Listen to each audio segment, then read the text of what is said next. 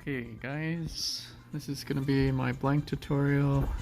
I know it's been requested a lot and I've been wanting to do one for a while, but I just haven't been getting around to it. So I thought today would be the day. So I'm gonna go over basically everything I know about blank, tips on how to shoot with him, S1, S2, SS, everything, strategy, all that. Okay, so I'll be doing most of it in easy and medium training because it gives you unlimited time to shoot. So we'll start off with the obvious stuff. So blank has S1 and S2 for his main attacks. We'll go over the obvious stuff. So with both S1 and S2, the bullets come out in the orientation in which the shot is traveling. So if you're aiming, say S1 up, they'll come out more or less left and right, and then they'll converge. So, but you'll just notice how they came out. It's kind of perpendicular to the direction of travel of the shot at the point where the marker, where that dot is. So like that dot there, they come out to either side of the shot, right? If, however, I'm pointing, let's say, in this direction, then the shot is going down and to the right. So to either side of that would be like there and there, right? It's actually more tilted than that even. Right, so if I shoot it, you'll see. Yeah. So both S1 and S2 work this way. Is whichever direction the shot is traveling when the marker, at the point of the marker, you got to take into account that line of travel. So for S2, it works the same way, except instead of coming just perpendicular, there will instead be 4 shots, and those will be perpendicular in a square pattern. Actually, well, let me rephrase that. So you can either think of it as 2 sets of S1s, like let's say I'm shooting horizontally, right? Then the shot will be above and below. Right? If I were to do the same thing with S2, where I'm shooting horizontally, I can't get it exactly horizontal, but there'll be like 2 S1s where there's one above and below, and then one a bit further out above and below. So one closer in the trajectory and one farther in the trajectory, but both above and below. You can think of it that way, or you can think of it as kind of like an X, where if the shot was horizontal and you drew an X through it, see, like the shot was like that, and I drew an X, then the tips of the X would be where the bullets come out. So this makes a big difference when you're playing, any kind of dig game, because you want to know exactly where the pellets are, in order to know how to dig the guy. Okay, so I'll go back to just S1 for now. The primary purpose for S1 is when you're close to somebody and you're gonna you're gonna try to bunge them in a couple turns, right? So you just shoot under them. Obviously, I can't really demonstrate on this map because I'm so far away. But let's say that the enemy was right there, right? Then I could just dig under him. And you usually want to get into a lower position than the enemy so that you can continue to dig them this way. So let's say, there just happened to be a hole here. Then I can continue to dig the guy.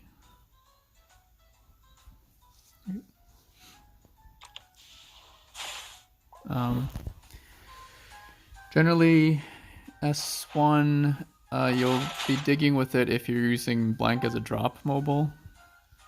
And you're like dropping next to somebody, and then and then you start digging them. Another time when you might use it is if someone teleports close to you, or you teleport close to them, and maybe you would S1 like that. So there's two.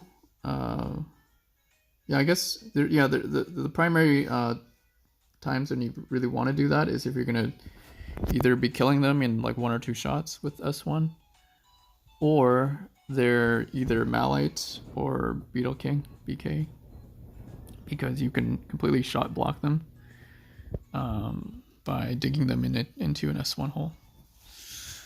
So it's really important, like if you see that they have a drop and it's Malite or BK, and say you have a blank coming out,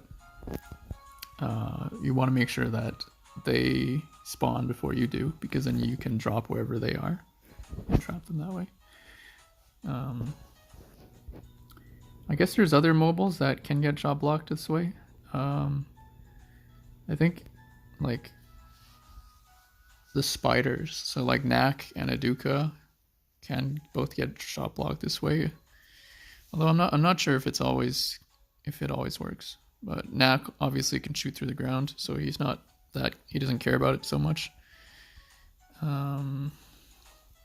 If you place it just perfectly so that the opening is really small, I guess you could trap more guys that way, but I generally tend not to do that.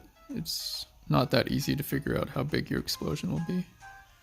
Right, so let's say I try it here, and I try to make it the gap as small as possible. Yeah, so something like that, right? So they might have a hard time shooting through a gap like that, but usually it's very hard to get it to work.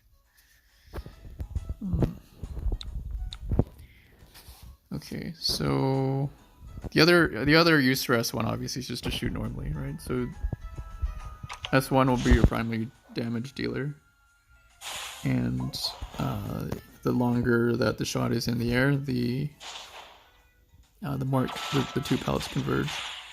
Right, so you want to shoot it usually sky shot, so that you can get the 2 pellets to meet at the target on the sweet spot. Let me see on the stream. Is anyone on? No. Okay. Anything else to say about S1?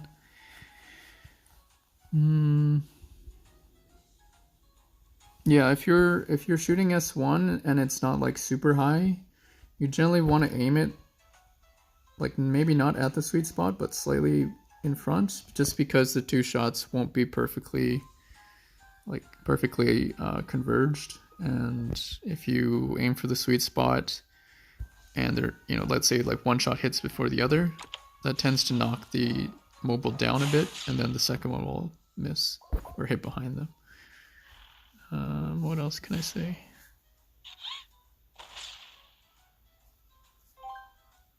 Yeah, pretty much just that. So yeah, next we'll talk about S2, and that's probably what most people are looking for on this tutorial, is how do you trap with S2. So I guess we'll start with just looking at the shape of the shot, right? So right, it comes out at like an X, or you could say like 2 S1s front and back, depending on the trajectory of the shot. If it's going down like at a roughly 45-degree angle, you get this kind of clover, this diamond shape. And the center is where the marker is, assuming there's no wind. Obviously, if there's wind, then it would change the location which the shot comes out at. So you get this kind of cloverleaf shape thing, and if I let's say I shoot at a different trajectory, more of a vertical trajectory, then it, the clover will be more like just a square, right?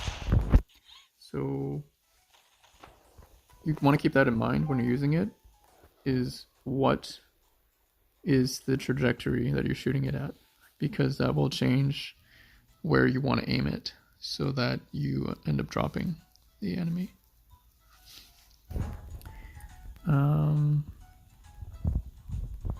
Yeah, so the way that I'm aiming it is okay, so the position in which the shot opens, or like where the bullets appear, is depending on, basically it's a constant amount of time after you shoot it.